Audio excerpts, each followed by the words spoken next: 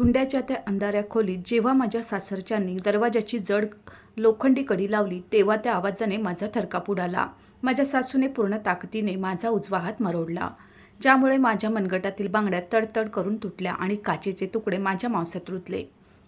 वेदनेची एक किंकाळी माझ्या घशातच दाबली गेली, कारण माझे वडील समोर हताश उभे होते आणि सासऱ्याने त्यांच्या छातीवर हात ठेवून एका क्रूर हास्यासह अट ठेवली. जर आपल्या मुलीला जिवंत पाहायचे असेल तर तो शहरातील महागडा प्लॉट आत्ताच्या आता माझ्या नावावर करा, नाहीतर लक्षात ठेवा, ही रिकाम्या हाताने आली होती आणि इथून तिचे प्रेतच बाहेर जाईल. त्यांना वाटले होते की बंद खोलीतील त्या भयानक छळापुढे माझे वृद्ध वडील गुडघे टेकतील.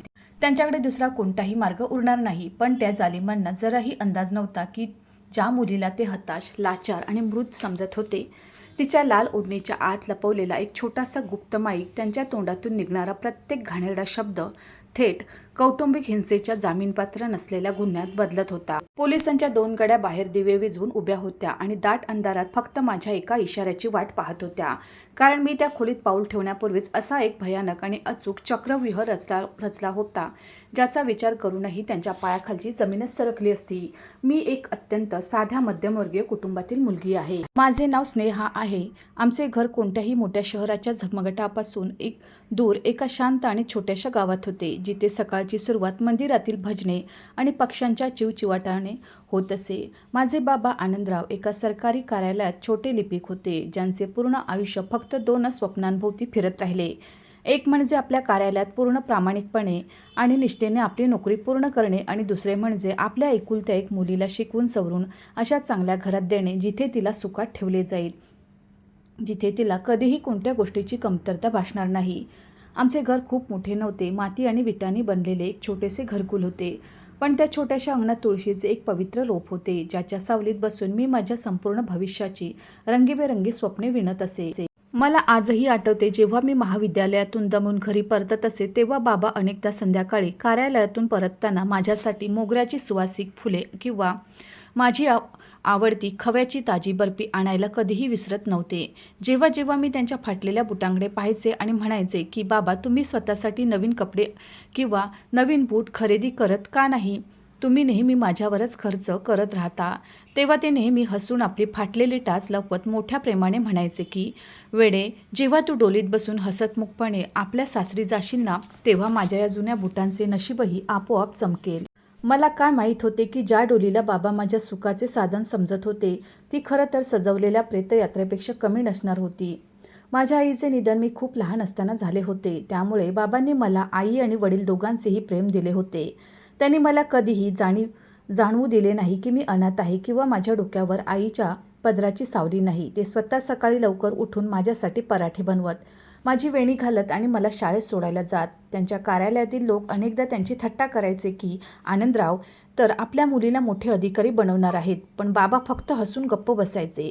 जसजशी मी मोठी झाले तसतशी बाबांची काळजीही वाढू लागली. मध्यमवर्गीय कुटुंबात मुलगी मोठी होणे एका जबाबदारीसोबतच एक न बोललेले भयही घेऊन येते. जेव्हा मी माझे पदवी शिक्षण पूर्ण केले तेव्हा बाबांवर नातेवाईकांनी दबाव आणण्यास सुरुवात केली की आता स्नेहाच्या लग्नाचे वय झाले आहे, तिच्यासाठी एखादा चांगला मुलगा शोधायला सुरुवात करा. बाबाही आपल्या पुंजीतून पैशाचा हिशोब लावू लागले. त्यांनी आपल्या आयुष्यभराची जी काही छोटी मोठी बचत होती, मुदत ठेव होती, ती एका जागी जमा करण्यास सुरुवात केली, जेणेकरून जेव्हा कधी चांगले स्थळ येईल तेव्हा त्यांना कोणासमोर हात पसरवावे लागणार नाहीत. लग्नाची चर्चा जेव्हा समाजात पसरू लागली तेव्हा आमच्या गावात सुयशच्या कुटुंबाचे स्थळ आले. सुयशचे कुटुंब शहरातील एक अत्यंत सुशिक्षित, श्रीमंत आणि मोठे घराणे मानले जात होते. त्यांच्याकडे शहराच्या उच्चभ्रू भागात एक आलिशान 3 मजली बंगला होता, महागड्या गाड्यांचा ताफा होता आणि समाजात उच्च प्रतिष्ठेचा बुरखा होता. जेव्हा पहिल्यांदा सुयशचे आई वडील म्हणजे माझे होणारे सासू सासरे आमच्या या छोट्या आणि साध्या घरात आले तेव्हा त्यांच्या चेहऱ्यावर इतकी शालीनता, बोलण्यात इतका गोडवा आणि डोळ्यात इतके आपलेपण तरंगत होते की माझे डोळे, माझे सरळ आणि निष्पाप बाबा त्यांच्या त्या खोट्या जाळ्यात अडकले. माझी सासू सावित्रीताई यांनी येताच माझ्या डोक्यावर हात ठेवला. माझे पापे घेऊन म्हणाल्या की आम्हाला तर अशी साधेपणाने नटलेली मुलगी हवी होती जी आमचे घर सांभाळू शकेल. आम्हाला हुंड्याची कोणतीही हाव नाही. सुयशनेही माझ्याशी एकांतात बोलण्याची इच्छा व्यक्त केली आणि जेव्हा आम्ही दोघांनी गच्चीवर गेलो तेव्हा त्याने मोठ्या गंभीरतेने मला सांगितले की स्नेहा, मला तुमच्या बाबांच्या संपत्तीशी किंवा पैशांशी काहीही देणे घेणे नाही. मी स्वतः एक चांगली नोकरी करतो आणि मला तर फक्त एक संस्कारी शिकलेली मुलगी पाहिजे, जी माझ्या मातापित्यांचा आदर करू शकेल. सुयशच्या त्या गोष्टी ऐकून माझे निष्पाप मन पूर्णपणे विरघळले होते आणि मला वाटले होते की मी कदाचित जगातील सर्वात भाग्यवान मुलगी आहे, जिला इतका समजूतदार, सुशिक्षित आणि आधुनिक विचारांचा जोडीदार मिळणार आहे. पण सत्य त्या पडद्यामागे काही वेगळेच होते, जे आम्ही पाहू शकत नव्हतो. लग्न पक्के होताच सुयशच्या कुटुंबाचे रंग हळूहळू बदलू लागले. पण ते बदल इतके सूक्ष्म होते की बाबांनी त्यांना फक्त एका मोठ्या घराचे रीतिरिवाज समजून दुर्लक्षित केले. साखरपुड्याच्या वेळी ते म्हणाले की आमच्याकडे तर पाहुणे खूप दूरवरून येतात, म्हणूनच लग्न कोणत्याही छोट्या प्रांगणात नाही, तर शहरातील सर्वात महागड्या पंचतारांकित हॉटेलमध्ये झाले पाहिजे. बाबांचे आर्थिक बजेट कोलमडले, पण त्यांनी आपल्या मुलीच्या आनंदासाठी काहीही म्हटले नाही. बाबांनी आपल्या आयुष्यभराची पूर्ण जमापुंजी, आपल्या भविष्य निर्वाह निधीची कष्टाची कमाई आणि इतकेच नाही तर आमच्या पिढीजात गावातील जमिनीचा एक खूप मोठा हिस्सा कवडी मोलाने विकून सुयशच्या कुटुंबाची प्रत्येक इच्छा, प्रत्येक मागणी पूर्ण करण्याचा प्रयत्न केला. त्यांनी एका आलिशान भव्य लग्नाचा थाट केला, ज्यामध्ये पाण्यासारखा पैसा खर्च केला गेला, जेणेकरून त्यांच्या एकुलत्या एक लाडक्या मुलीला सासरी कधीही टोमणार ऐकावं लागू नये, कोणी बोट दाखवू नये. लग्नाच्या प्रत्येक कार्यक्रमात बाबा दिवसरात्र धावपळ करत असत. त्यांच्या चेहऱ्यावर थकवा स्पष्ट दिसत होता, पण डोळ्यात फक्त एकच आशा होती की त्यांची मुलगी एका चांगल्या घरची राणी बनणार आहे. लग्नाचा दिवस आला. सनई वाजत होती, चहूबाजूला रोषणाई होती आणि मी लाल जोड्यात सजलेली घुंगटाच्या मागून आपल्या नवीन आयुष्याची सुंदर स्वप्ने पाहत होते. मंडपात जेव्हा फेरे होत होते तेव्हा सुयशचा हात माझ्या हातात होता, पण मला काय माहीत होते की तो हात मला आधार देण्यासाठी नाही, तर वेळ आल्यावर माझा गळा आवळण्यासाठी पुढे सरसावणार होता. पाठवणीचा तो क्षण जेव्हा आला तेव्हा आजही त्या प्रसंगाची आठवण करून माझ्या डोळ्यासमोर अंधार पसरतो आणि काळजात धस होते. जेव्हा बाबांनी माझा थरथरणारा हात सुयशच्या मजबूत हातात दिला तेव्हा त्यांचे हात खूप जास्त कापत होते, जणू त्यांना एखाद्या अमंगळाचा पूर्वभास होत असावा. त्यांच्या वृद्ध डोळ्यातून सतत वाहणारे अश्रू माझ्या लाल रेशमी ओढणीला भिजवत होते, जी माझ्या आनंदाचे प्रतीक होती. त्यांनी सुयशसमोर आपले दोन्ही हात जोडून आपली पगडी त्यांच्या चरणावर ठेवण्याच्या पावित्र्यात सांगितले होते की बेटा, माझी मुलगी खूप नाजूक आहे. तिने कधी दुःख पाहिलेले नाही. हिच्यावर कधीही कोणतीही आस येऊ देऊ नकोस. जर हिच्याकडून नकळत कोणतीही चूक झाली तर हिला आपली स्वतःची मुलगी समजून माफ करून टाक. सुयशने त्यावेळी मोठी चलाकी आणि नम्रतेचे ढोंग करत वाकून बाबांचे पाय धरले आणि मोठ्या गोड स्वरात म्हणाला की बाबा, तुम्ही का रडत आहात? स्नेहा आता तुमची मुलगी नाही, तर आमच्या घरची लक्ष्मी आहे. तुम्ही अगदी निर्धास्त होऊन घरी जा. हिच्या डोळ्यात कधीही अश्रू येणार नाहीत. आणि त्या खोट्या आश्वासनाची मुदत खूपच कमी होती. जशी पाठवणीची रीत पूर्ण झाली, मी गाडीच्या मागच्या सीटवर सुयशसोबत बसले. माझे डोळे आपल्या बाबांचे घर मागे सुटताना पाहून रडत होते. जशी आमच्या सजवलेल्या गाडीने आमच्या छोट्या गावाची सीमा ओलांडली आणि शहराकडे जाणाऱ्या ओसाड महामार्गावर पाऊल ठेवले, सुयशच्या चेहऱ्यावरील ते गोड भाव अचानक गायब झाले. जणू कोणी चेहऱ्यावरून मुखवटा उतरवला असावा. त्याच्या डोळ्यात एक विचित्र कोरडेपणा आणि राग आला. त्याने आपल्या खिशातून फोन काढला आणि माझ्याकडे न पाहता आपली आई सावित्रीताई यांना फोन लावला. त्याने फोनवर बोलताना अत्यंत कठोर आणि कडक आवाजात सांगितले की हो आई, गाडी तर त्यांनी दिली, जी ती ठीकठाकच आहे, मध्यम श्रेणीतील आहे, उच्च श्रेणीतील नाही. पण जे रोख पैसे त्यांनी लग्नाच्या मंडपात देण्याचे कबूल केले होते त्यात 2 लाख रुपये कमी आहेत. म्हाताऱ्याने सांगितले आहे की बँकेतून काढण्यात काही अडचण आली होती, नंतर देतो. हे ऐकून माझ्या पायाखालची जमीनच सरकली. मी अत्यंत थक्क होऊन भीतीने सुयशकडे पाहिले आणि धीम्या आवाजात विचारले की सुयश, काय झाले? बाबांनी तर आपल्या बाजूने सर्व काही सर्वोत्तम दिले आहे, मग तुम्ही पैशाची गोष्ट? माझे बोलणे पूर्णही झाले नव्हते की त्याने मला मध्येच तोंड घशी पाडत रागाने पाहत तीक्ष्ण स्वरात सांगितले की तू गप्प बस स्नेहा, काय पाहत आहेस? तुझ्या बापाने जे लग्न ठरवताना मोठमोठे प्रॉमिस केले होते ते ऐनवेळी पूर्ण केले नाहीत. 2 लाख रुपये कमी देणे ही काही छोटी गोष्ट नाही. आमच्या घराण्यात आजवर कोणी अशी कंगाली पाहिलेली नाही. सुयशचे ते रूप पाहून माझा आत्मा कापला. गाडीच्या काचेच्या खिडकीतून बाहेर दिसणाऱ्या दाट काळ्या अंधाराने आणि रस्त्यावरील शांततेने मला त्या पहिल्या क्षणीच तो भयानक जाणीव करून दिला होता की माझ्या आयुष्याचा जो नवीन प्रवास सुरू होत आहे त्यात आनंदाचा सूर्य आता कदाचित कधीच उगवणार नव्हता. उलट मी अशा एका दलदलीत पाऊल ठेवले होते जिथून परतण्याचा कोणताही मार्ग नव्हता. गाडीच्या त्या डरावण्या शांततेने आणि सुयशच्या त्या कडू गोष्टीने माझ्या मनावर जो घाव केला होता ती तर फक्त एक सुरुवात होती. जशी गाडी शहराच्या उच्चभ्रू भागात असलेल्या त्या आलिशान 3 मजली बंगल्यासमोर थांबली, बाहेरून ते घर एखाद्या महालासारखे सुंदर आणि भव्य दिसत होते, पण माझ्यासाठी ते असे सोन्याचे पिंजरे ठरणार होते, जिथे माझ्या प्रत्येक श्वासावर पहारा असणार होता. गाडीतून उतरताच माझी सासू सावित्रीताई आणि सासरे अमरनाथ मुख्य दरवाजावर आरतीचे ताट घेऊन उभे होते. दाखवण्यासाठी त्यांनी शेजाऱ्या आणि नातेवाईकांसमोर माझ्या डोक्यावर हात ठेवला, आशीर्वाद दिला आणि मोठ्या लाड प्रेमाने माझा प्रवेश करवला. लाल रंगाच्या आत्याने माखलेले माझे पाय जेव्हा घराच्या संगमरवरी जमिनीवर पडत होते, तेव्हा मला वाटले की कदाचित गाडीतील गोष्टी सुयशचा एखादा तात्पुरता राग होता, जो आता घरी आल्यावर शांत होईल. पण जशा गृहप्रवेशाच्या विधी संपल्या आणि पाहुणे एक एक करून निरोप घेऊ लागले, घराचे वातावरण अचानक पूर्णपणे बदलून गेले. माझ्या सासूने जे आरतीचे ताट पकडले होते ते जोराने टेबलवर आदळले आणि त्यांची नजर थेट माझ्या गळ्यात चमकणाऱ्या भारी सोन्याच्या हारावर, माझ्या मनगटातील किमती बांगड्यांवर आणि बोटांमधील हिऱ्यांच्या अंगठ्यांवर टिकली. त्यांनी कसलाही विचार न करता थेट माझ्याजवळ येत मोठ्या कठोर स्वरात सांगितले की, चल स्नेहा, आता हे जड दागिने उतरव. आमच्या घराण्याचा हा जुना नियम आहे की सुनेचे सर्व दागिने लग्नाच्या दुसऱ्या दिवशी तिजोरीत जमा होतात. इथे असे फालतू नखरे दाखवण्याची गरज नाही. त्यांच्या आवाजात कोणतीही ममता नव्हती, उलट एक विचित्र कडूपणा आणि हाव स्पष्ट दिसत होती. मी घाबरून माझ्या सासूकडे पाहिले आणि गप्प राहून आपले सर्व दागिने उतरवून त्यांच्या हातात सोपून दिले. दागिने हातात येतात त्यांच्या चेहऱ्यावर एक कुटील हास्य तरंगले आणि त्या काहीही न बोलता ते गोळा करून आपल्या कपाटाकडे निघून गेल्या. रात्री जेव्हा मी माझ्या पहिल्या रात्रीच्या खोलीत बसून सुयशची वाट पाहत होते, तेव्हा माझ्या मनात एक विचित्र घबराट आणि बेचैनी होती. खोली गुलाबाच्या फुलांनी सजवली होती, पण त्याचा सुगंध मला आतल्या आत घाबरवत होता. सुयश जेव्हा खोलीत आला तेव्हा त्याच्या चेहऱ्यावर एका नवविवाहित नवऱ्याचा तो प्रयत्न किंवा प्रेमाचा कोणताही भाव नव्हता, उलट एका क्रूर जल्लादाची बेरुकी होती. त्याने येताच मोठ्या रागाने आपले कपडे उतरवले आणि कपाटातून जुने गजर घड्याळ काढून माझ्यासमोर खाटेवर जोराने आदळले. घड्याळाची टिकटिक त्या शांततेत खूप डरावणी वाटत होती.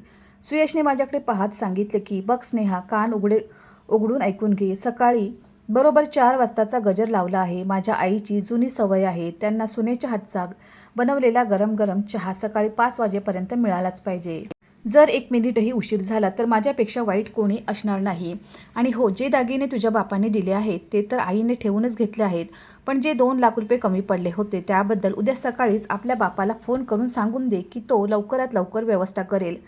मी हे ऐकून पूर्णपणे थक्क झाले. माझ्या डोळ्यात अश्रू आले आणि मी रडवेली होऊन म्हणाले की, सुयश, अजून तर आमच्या लग्नाला 24 ताससुद्धा झाले नाहीत आणि तुम्ही पुन्हा पैशाची गोष्ट करत आहात. माझ्या बाबांनी आपली पूर्ण आयुष्यभराची कमाई या लग्नात लावून दिली आहे. आता त्यांच्याकडे काहीही उरलेले नाही. माझे बोलणे ऐकताच सुयशचा चेहरा रागाने लाल झाला. त्याने माझा हात झटक्याने पकडला आणि मला खाटेवर ढकलत सांगितले की, आपली ही बकवास बंद कर. तुझ्या बापाची लायकी नव्हती तर आमच्या मोठ्या घरात स्थळ का पाठवले? जर शांततेत राहायचे असेल तर जे सांगितले आहे ते कर. त्या पहिल्या रात्री मी बंद खोलीच्या खिडकीतून बाहेर आकाशातील ताऱ्यांना पाहत राहिले आणि उशीत तोंड लपून रात्रभर रडत राहिले, पण माझी किंकाळी ऐकणारा तिथे कोणीही नव्हतं. दुसऱ्या दिवशीपासून माझ्या छळाची खरी परीक्षा सुरू झाली. सकाळी बरोबर 4 वाजता गजर लावला आणि मी कापत्या हाताने उठले. जड साडी नेसून जेव्हा मी स्वयंपाकघरात गेले तेव्हा थंडीच्या त्या दिवसातही मला थंड पाण्याने सर्व भांडी स्वच्छ करावी लागली. घरात 2-2 नोकर असूनही माझ्या सासूने साफ सांगून दिले की, आमच्या घराचा नियम आहे की स्वयंपाकघराचे सर्व काम, केर, फरशी लावणे आणि जड भांडी घासणे फक्त सूनच करेल, जेणेकरून तिला घरची कदर राहील. सकाळी 4 वाजल्यापासून ते रात्री 11-12 वाजेपर्यंत घाण्याच्या बैलासारखी घराच्या कामात जुंपलेली असायचे. जर कामात जराशीही चूक झाली, भाजीत मीठ थोडे कमी किंवा जास्त झाले, तर माझी सासू पूर्ण घरासमोर उभी राहून माझ्या वृद्ध वडिलांचा उद्धार करणे सुरू करायची. ती म्हणायची की, एका साध्या लिपिकाच्या मुलीला उचलून आम्ही आमच्या महालात घेऊन आलो. हेच हिच्या 7 जन्माचे पुण्य आहे, नाहीतर तिची खरी लायकी तर आमच्या घरच्या नोकरांसारखी सुद्धा नाही. माझे सासरे अमरनाथ, जे बाहेर समाजात मोठे सज्जन, धार्मिक आणि सन्मानित व्यक्ती बनत होते, मोठ्या मोठ्या संस्थांमध्ये दान देण्याचे ढोंग करत होते, ते घराच्या 4 भिंतीच्या आत येताच आपल्या खऱ्या रूपावर उतरवायचे. ते दिवाणखान्याच्या सोप्यावर बसून वृत्तपत्र वाचत असायचे आणि माझ्या सासूला प्रोत्साहन देत म्हणायचे की, सावित्री, हिला जरा व्यवस्थित शिकव. लिपिकाची मुलगी आहे ना, हिला मोठ्या लोकांच्या घरच्या पद्धती शिकायला वेळ लागेल. सुयश जो लग्नापूर्वी माझ्याशी फोनवर इतक्या गोड गोष्टी करायचा, मला जगातील सर्व सुखे देण्याचे वादे करायचा, तो आता पूर्णपणे आपल्या आईची बाहुली बनला होता. जेव्हा जेव्हा मी रात्री खोलीत सुयशकडे रडत तक्रार करायचे, त्याला आपल्या हाताचे फोड दाखवायचे आणि म्हणायचे की, सुयश, आई माझ्याकडून खूप जास्त काम करून घेतात. मला प्रत्येक गोष्टीवर प्रताडित करतात. तू तर म्हणायचा की तू मला खूप सुखात ठेवशील. तेव्हा सुयश सहानुभूती दाखवण्याऐवजी उलट माझ्यावरच ओरडू लागायचा. एक रात्र जेव्हा मी खूप जास्त दमले होते आणि माझ्या पायात ताकद नव्हती, तेव्हा सुयशने रागात येऊन आपला चांबड्याचा पट्टा काढला आणि मला बेदम मारहाण करणे सुरू केले. पट्ट्याच्या प्रत्येक फटक्यासोबत माझा आत्मा कापायचा.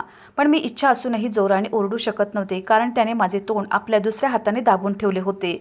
त्याने कानात फुसफुसत सांगितले की जर बाहेर एकही आवाज गेला तर मी तुला या क्षणी घरातून बाहेर हाकलून देईन आणि समाजात तुझ्या बापाच्या इज्जतीचे धिंडवडे उडवीन. मी बेशुद्ध होऊन जमिनीवर पडले आणि पूर्ण रात्र वेदनेने तळमळत राहिले. जुलूम आणि क्रूरतेच्या सर्व सीमा तर तेव्हा पार झाल्या, जेव्हा स्वयंपाकघरात एक छोटीशी घटना घडली. एक दिवस दुपारी जेव्हा मी सासूसाठी भाजी बनवत होते, तेव्हा माझे लक्ष सुयशने दिलेल्या मारहाणीच्या वेदनेवर होते, ज्यामुळे भाजीत थोडे मीठ जास्त झाले. जशी सासूने पहिला घास घेतला, त्यांनी थुंकून दिले आणि स्वयंपाकघरात येऊन कढई पाहिली तर गॅसवर कढई चढलेली होती आणि तेल उकळत होते.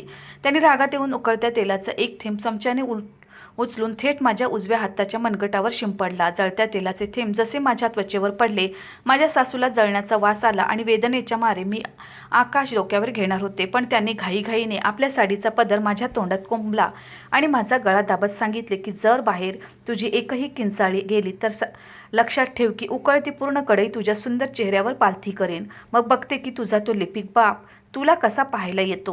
वेदनेच्या त्या भयानक तडफडीत माझ्या डोळ्यातून अश्रू वाहत राहिले, पण मी पूर्णपणे लाचार होते. माझा हात खूप वाईट पद्धतीने जळाला होता, पण मला त्यावर मलम लावण्याची सुद्धा परवानगी दिली गेली नव्हती आणि मला त्याच जळालेल्या हाताने रात्रीचे सर्व जेवण बनवावे लागले. यानंतर त्यांच्या हवासाची भूक अजून वाढली, जेव्हा त्यांना कुठून तरी ही कुणकुण लागली की माझ्या बापांकडे शहराच्या मुख्य आणि महागड्या बाजारपेठेत एक अत्यंत किमती पिढीजात प्लॉट आहे. तो भूखंड बाबांनी खूप पूर्वी खरेदी केला होता आणि तो माझ्या भविष्याच्या सुरक्षेसाठी वाचवून ठेवला होता, जेणेकरून कधी कोणती अडचण आली तर तो माझ्या कामी येईल. त्या करोडोंच्या प्लॉटवर माझे सासरे आणि सासू यांची गिधाडासारखी लालची नजर टिकली. एक दिवस सासऱ्याने सुयशला आपल्या खोलीत बोलावले आणि काहीतरी कट रचला. त्याच रात्री सुयशने खोलीत येताच कपाटातून एक कोरा स्टॅम्प पेपर काढला आणि तो माझ्या समोर टेबलावर आदळला. त्याच्या हातात एक लेखणी होती. त्याने अत्यंत कडक आणि थंड आवाजात सांगितले की या कागदावर गुपचूप सही कर. यात लिहिलेले आहे की तू आपल्या वडिलांच्या संपत्तीतून आपला सर्व हक्क स्वतःच्या इच्छेने सोडत आहेस आणि तो जो बाजारातील किमती प्लॉट आहे तो आपल्या सासऱ्यांच्या नावावर हस्तांतरित करण्याची पूर्ण संमती देत आहेस. मी तो मुद्रांक कागद पाहिला आणि कापत्या आवाजात साफ नकार दिला की नाही सुयश, मी यावर सही करणार नाही. तो प्लॉट माझ्या बाबांची शेवटची आशा आहे, त्यांच्या वृद्धत्वाचा एकमेव सहारा आहे आणि मी त्यांच्यासोबत असा धोका करू शकत नाही. माझ्या तोंडातून नकार ऐकताच सुयशच्या आतील श्वापद पूर्णपणे जागे झाले. त्याने माझे पूर्ण होण्याआधीच माझी वेणी आपल्या हातात पूर्ण ताकदीने पकडली आणि मला पलंगावरून खाली जमिनीवर खेचले. माझ्या डोक्याचे केस त्याच्या बोटांमध्ये अडकून उपटत होते, पण त्याला कोणतीही दया आली नाही. त्याने मला जमिनीवर फरफडत नेऊन खोलीच्या कोपऱ्यात बनवलेल्या त्या थंड आणि अंधाऱ्या स्नानगृहाकडे नेण्यास सुरुवात केली. मी ओरडत राहिले, सुयशचे पाय धरत राहिले की मला माफ कर, मला मारू नको, पण त्याने लाथ मारून मला स्नानगृहाच्या आत ढकलून दिले. बाहेरून दरवाजा बंद केला आणि लाईटही विझवून दिली. पूर्ण रात्र मी त्या संगमरवरी जमिनीवर उपाशी तापाशी पडून राहिले. थंडीमुळे माझे शरीर कापत होते. हाताची जखम पाणी लागल्यामुळे अजून जास्त पिकली होती आणि त्यातून पू वाहत होता. भूक आणि तहानेने माझा घसा सुकला होता, पण माझ्या आतील जी स्वाभिमानी मुलगी होती तिने त्या वेदनेपुढे गुडघे टेकण्यास पूर्णपणे नकार दिला होता. मला त्या अंधाऱ्या स्नानगृहात हे पूर्णपणे समजले होते की हे घर कोणतेही सासर नाही, उलट हा एक भयानक कसाईखाना आहे, जिथे माझ्या आत्म्याचा, माझ्या आत्मसन्मानाचा आणि माझ्या जिवंत आयुष्याचा रोज खून केला जात होता.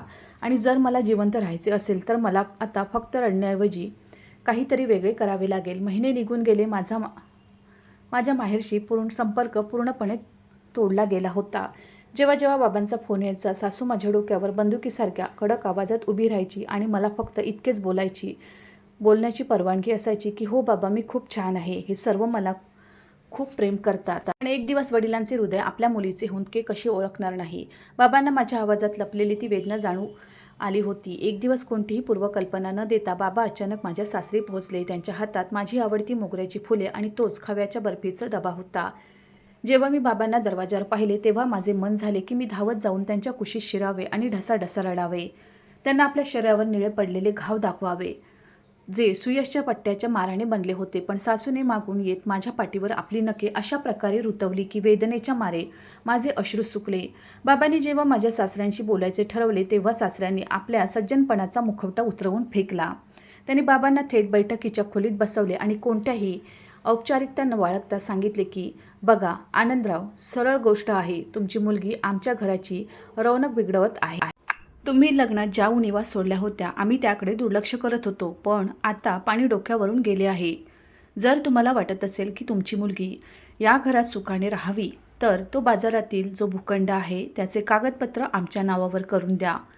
बाबा हे ऐकून थक्क झाले. त्यांनी हात जोडून सांगितले की भाईसाहेब, तो भूखंड माझ्या कष्टाच्या कमाईचा आहे. मी विचार केला होता की वृद्धत्वात जर कोणती आपत्ती आली किंवा स्नेहाला कधी गरज पडली तर हा कामी येईल.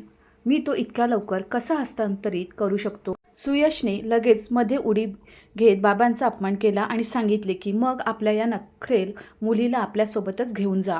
आमच्या घरात हिच्यासाठी कोणतीही जागा नाही. बाबांच्या डोळ्यात लाचारीचे अश्रू होते.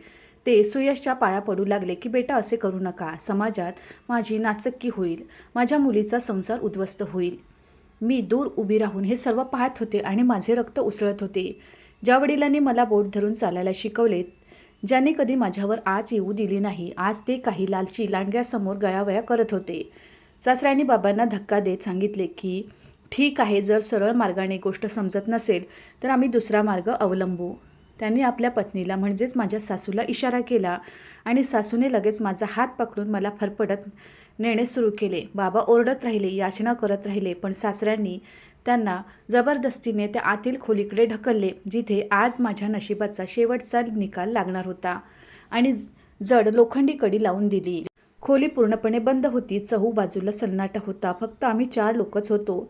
मी, माझे लाचार वडील आणि ते 2 नराधम सासू सासरे. तर सुयश बाहेर पहारा देत होता. या बंद खोलीची भीती इतकी गहिरी होती की हवेतही जणू दहशत विरघळली होती. बाबा सासऱ्यांच्या पाया पडले आणि रडत म्हणाले की भाईसाहेब, माझी स्नेहा निर्दोष आहे. तुम्ही जे सांगाल ते मी करेन, पण माझ्या मुलीवर हात उचलू नका.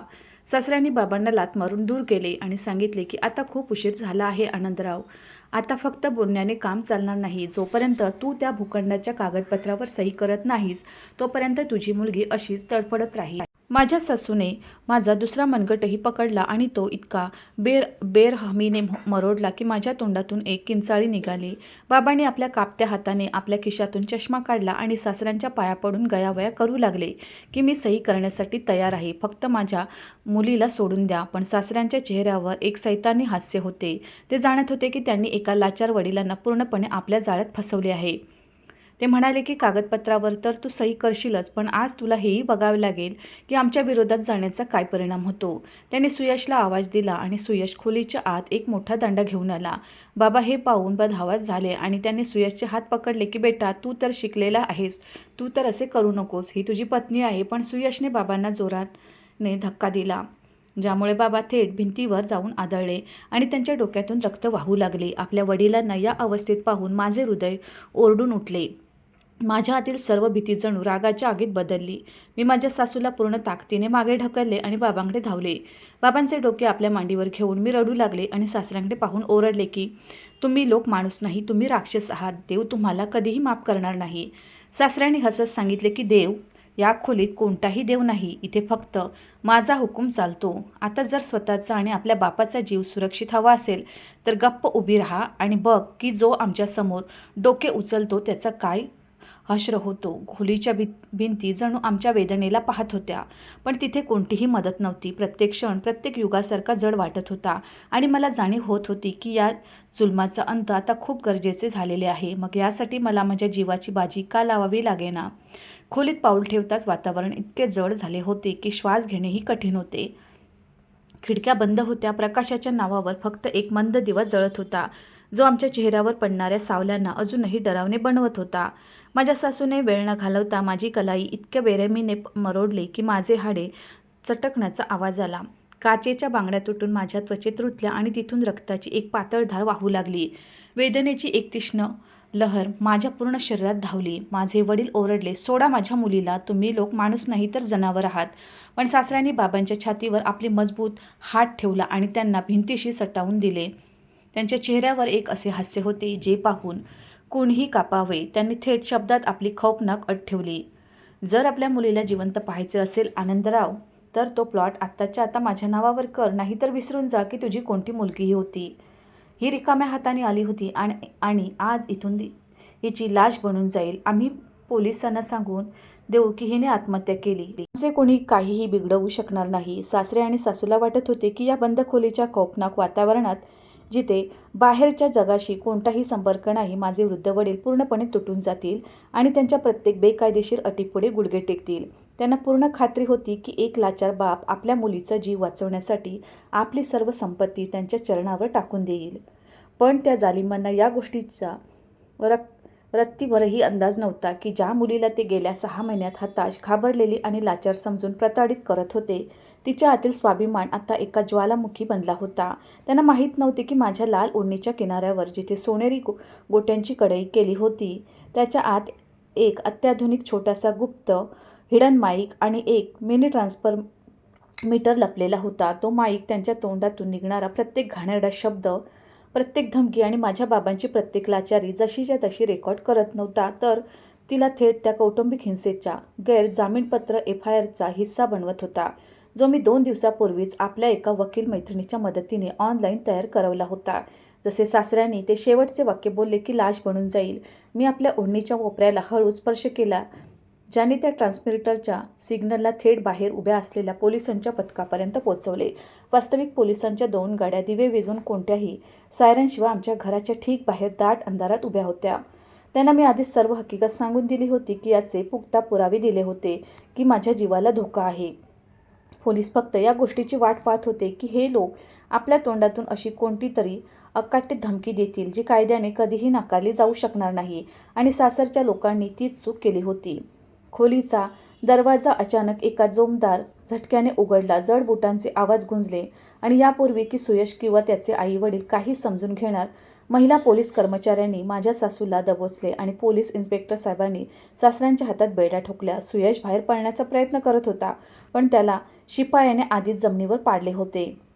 आता वेळ आली होती सर्वात मोठ्या आणि अंतिम रहस्याचा उलगडा करण्याची. सासऱ्यांनी बेड्यांमध्ये जखडलेले असतानाही ओरडून सांगितले की तुम्ही पोलीसवाले वॉरंटशिवाय आमच्या घरात कसे शिरले? आमच्याकडे समाजाची प्रतिष्ठा आहे. आम्ही सर्वांना सस्पेंड करून टाकू, आणि तसेही या बंद खोलीतील गोष्ट बाहेर कशी गेली? तेव्हा पोलीस निरीक्षकांनी हसत माझ्याकडे पाहिले. मी माझे अश्रू पुसले, आपल्या तुटलेल्या बांगड्यांना आपल्या साडीच्या पदराने झाकले आणि सासऱ्यांच्या जवळ जाऊन उभी राहिले. मी सांगितले की तुम्हाला काय वाटत होते की मी आज अचानक या खोलीत प्रताडणा सहन करायला आले होते? नाही. वास्तविक या खोलीत येण्यापूर्वीच काल रात्री जेव्हा सुयश झोपला होता, मी त्याच्या फोनमधून तुमची आणि त्याची ती सर्व कॉल रेकॉर्डिंग काढून घेतली होती, ज्यामध्ये तुम्ही लोक माझ्या बाबांना जीवाने मारण्याची आणि मला विष देऊन अपघाताचे रूप देण्याची योजना करत होते. पण रहस्य हे नाही आहे. रहस्य तर हे आहे की ज्या भूखंडाच्या माध्यमातून तुम्ही हा सर्व खेळ रचला, तो भूखंड माझ्या बाबांचा होताच नाही. तो भूखंड सरकारने 3 महिन्यापूर्वीच एका महामार्ग प्रकल्पासाठी अधिग्रहित केला होता, आणि त्याच्या बदल्यात जो मोबदला मिळाला होता तो बाबांनी गुपचूप पद्धतीने शहराच्या सर्वात मोठ्या महिला पोलीस ठाण्याला आणि महिला आश्रयगृहाला एक मोठी रक्कम म्हणून दान करून दिला होता, जेणेकरून माझ्यासारख्या दुसऱ्या कोणत्याही मुलीला या लांडग्यांसमोर गुडघे टेकावे लागू नयेत. हे ऐकून सासऱ्यांच्या चेहऱ्याचा रंग उडाला. त्यांचे डोळे मोठेच्या मोठे झाले आणि ते तिथेच जमिनीवर बसले. सुयश आणि त्याची आई ढसाढसा रडू लागले, पण आता रडण्याची वेळ निघून गेली होती. बाबांनी धावत येऊन मला आपल्या कुशीत घेतले. त्यांच्या डोळ्यात आता लाचारीचे नाही, तर आपल्या मुलीच्या साहसावर गर्वाचे अश्रू होते. मी त्या घराची उंबरठा कायमची ओलांडली, कोणत्याही पश्चातापाशिवाय, कारण मी जाणत होते की आज एका मुलीने आपल्या बाबांच्या सन्मानाला झुकण्यापासून वाचवले होते. कायद्याच्या लांब हाताने त्या गुन्हेगारांना त्यांच्या योग्य जागी पोचवले होते, आणि कोर्टात जे पुरावे सादर केले गेले त्यांच्या जोरावर त्यांना अशी कडक शिक्षा मिळाली, ज्यामुळे समाजात एक वस्तुपाठ कायम झाला. मी पुन्हा आपले अपूर्ण शिक्षण सुरू केले आणि आज मी स्वतः महिलांच्या हक्कांसाठी लढणारी एक संस्था चालवते, जेणेकरून कोणतेही लालची कुटुंब दुसऱ्या एखाद्या निष्पापाच्या आयुष्याशी खेळू शकणार नाही. तर मित्रांनो, ही होती स्नेहाची कहाणी, जिने सिद्ध केले की जेव्हा एक मुलगी आपल्या स्वाभिमानासाठी आणि आपल्या वडिलांच्या सन्मानासाठी उभी राहते, तेव्हा मोठी आपत्तीही तिच्या पुढे गुडघे टेकते. जर स्नेहाचे हे साहस आणि ही कहाणी तुमच्या मनाला स्पर्शून गेली असेल, तर इतरांसोबत शेअर करा आणि अशाच अंगावर काटा आणणाऱ्या कहाणीसाठी आमच्या चॅनलला सबस्क्राईब करायला विसरू नका. कमेंटमध्ये आपले मत नक्की सांगा. भेटूया पुढच्या कहाणीत. धन्यवाद.